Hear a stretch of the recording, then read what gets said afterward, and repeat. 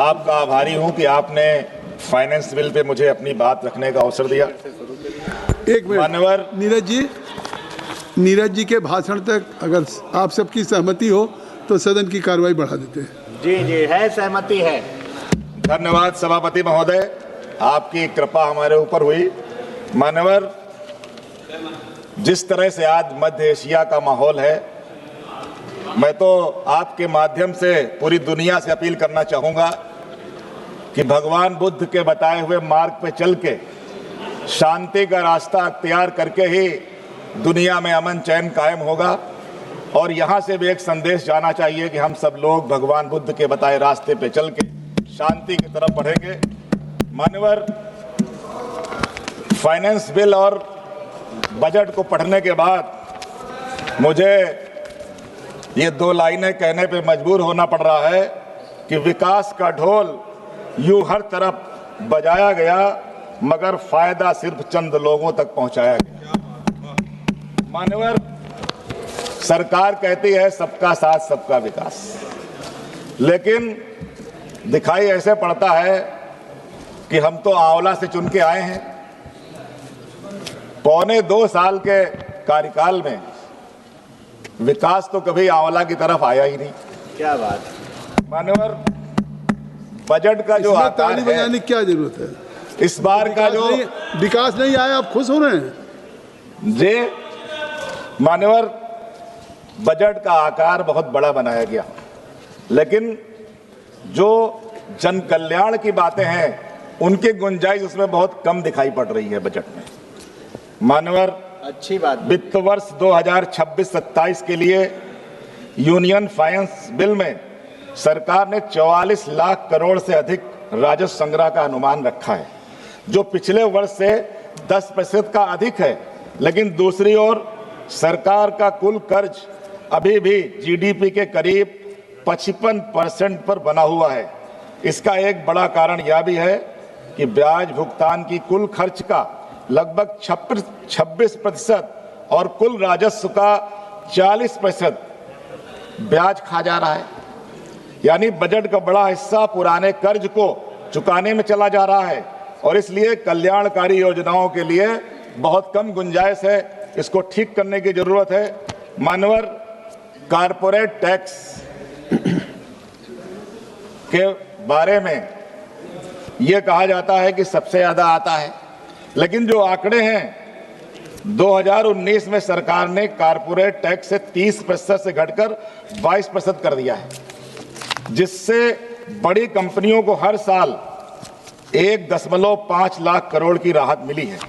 दूसरी ओर सरकार ने पूंजीगत खर्च बढ़ाया है, लेकिन ये पैसा कारपोरेट से नहीं बल्कि मध्यम और गरीब वर्ग की जनता से आया है और इसीलिए हमारे यहाँ निवेश भी नहीं हो रहा है।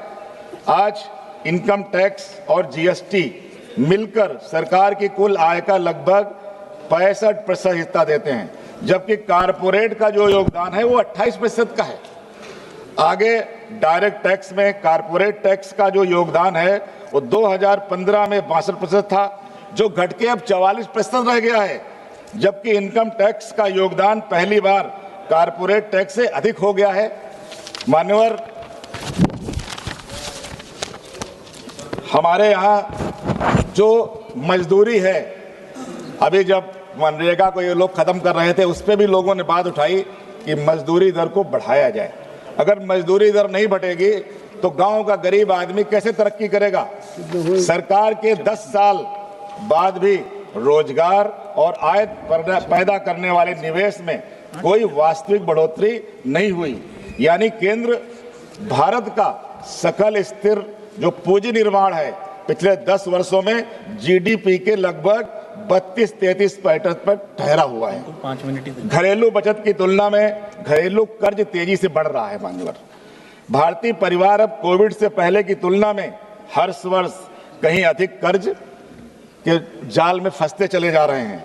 आरबीआई के आंकड़ों के अनुसार 2019 से 2025 के बीच घरेलू कर्ज दोगुना हो गया है, जबकि घरेलू संपत्तियों में केवल लगभग 50% की वृद्धि हुई है, जो चिंताजनक है। मान्यवर, अब लोग घर या निवेश के लिए नहीं बल्कि रोजमर्रा के जो खर्च हैं उसके लिए ऋण ले रहे हैं, स्वास्थ्य के लिए ले रहे हैं, शिक्षा के लिए ले रहे हैं। ये बहुत ही, और पिछले 2014 से पर्सनल लोन बहुत बढ़े हैं।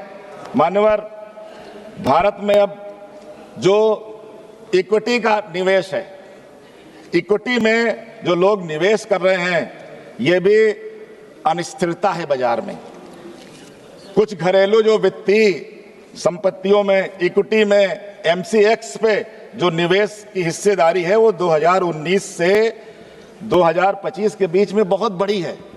लेकिन इसके साथ ही बड़ी संख्या में मध्यम वर्गीय परिवारों की बचत, वैश्विक युद्धों के कारण बाजार की जो अनिश्चितता है, उससे अनिश्चितता के प्रति जो अधिक संवेदनशीलता आई है, इससे क्या है कि बड़ा ही लोगों को नुकसान हो रहा है। मैं माननीय मंत्री से चाहूंगा कि इस पे कुछ कंट्रोल किया जाए कि एक एक दिन में चांदी 1 लाख रुपए गिर रही है, शेयर बाजार धड़ाम हुआ जा रहा है। कृपया समाप्त पैसा करें। डूब गया उनका, वो मान्यवर, समाप्त करें। मान्यवर, जिनका अभी पैसा डूब गया उनका वापस दिलाए। जो जल जीवन मिशन, जिसपे बजट 67,000 करोड़ से घटाकर 35,000 करोड़ कर दिया गया, यह इतनी महत्वाकांक्षी योजना थी, इसमें तो बजट बढ़ाने की आवश्यकता थी, क्योंकि अभी ये योजना पूरी नहीं हुई है जमीन पे, लेकिन ये कम किया गया। प्रधानमंत्री आवास योजना, जो शहरी आवास योजना है, उसमें पैसा ही नहीं खर्च हो पाया। मान्यवर, एक आध पॉइंट हमारे क्षेत्र के हैं, मैं आपसे आपके माध्यम से मांग करके अपनी बात समाप्त करूंगा। मान्यवर, जो कृषि और ग्रामीण विकास है, उसमें भी पिछले साल 60,000 करोड़ रुपए खर्च ही नहीं कर पाई सरकार। अब क्षेत्र की बात कर लें। मान्यवर, मैं आपके माध्यम से सरकार से मांग करता हूं कि जिस तरह से पूरे देश में 543 क्षेत्र हैं, तो एक विकास का ढांचा कुछ ऐसा बने कि सबके यहाँ पे योजनाएं आए। मैं आंवला से चुन के आता हूं, मैंने पहले भी यहाँ बात रखी है कि हमारे यहाँ पे मेडिकल की कोई अच्छी फैसिलिटी नहीं है, और बरेली जो है वो उत्तर प्रदेश, जो पश्चिमी उत्तर प्रदेश है, उसका एक बहुत बड़ा सेंटर है। मैं आपके माध्यम से चाहूंगा कि वित्त मंत्री जी एम्स के लिए बजट की व्यवस्था कराएं। बहुत बहुत धन्यवाद। हमारे यहाँ जो युवा खिलाड़ी हैं, उनके लिए एक स्टेडियम अगर बनवाया जाए। हमारे बरेली से अभी दो बच्चे श्रीलंका में इंटरनेशनल क्रिकेट खेलने गए हैं, पैरा क्रिकेट में। तो मैं चाहूंगा वहां एक, मान्यवर 2 पॉइंट रह गए, मान्यवर थोड़ी कृपा कर दीजिए। मान्यवर, वहां पे एक अच्छा स्टेडियम बनाया जाए, युवाओं के रोजगार के लिए स्थानीय स्तर पे उद्योग फैक्ट्रियां लगाने का कार्य किया जाए, और अंत में मैं आपके माध्यम से कहूंगा कि जो शिक्षा और रोजगार बढ़ाने की व्यवस्था स्थानीय स्तर पे की जाए, तभी सही मायने में विकास होगा, और तभी सही मायने में इस बजट का और मान्यवर, हम लोगों ने पहले भी यहाँ बात रखी, माननीय अनुराग ठाकुर साहब बैठे हैं, उन्होंने भी बात रखी थी कि एमपी लैंड को कुछ या तो मनरेगा में जोड़ा जाए या एमपी लैंड को बढ़ाया जाए, और अगर नहीं सरकार बढ़ाना चाहे इसको खत्म कर दिया जाए। इतना लोड हम लोगों के ऊपर है, जहां जाते हैं इतनी एप्लीकेशन आती है, हम काम नहीं कर पा रहे हैं। तो इसलिए मान्यवर, मैं आपसे यही सब मांग करते हुए मैं आपका आभारी हूं, आपका धन्यवाद करता हूं कि आपने मुझे अवसर दिया। आपका बहुत बहुत धन्यवाद। सभा की कार्रवाई मंगलवार दिनांक 24 मार्च 2026 को प्रातः 11 बजे तक के लिए स्थगित की जाती है। धन्यवाद।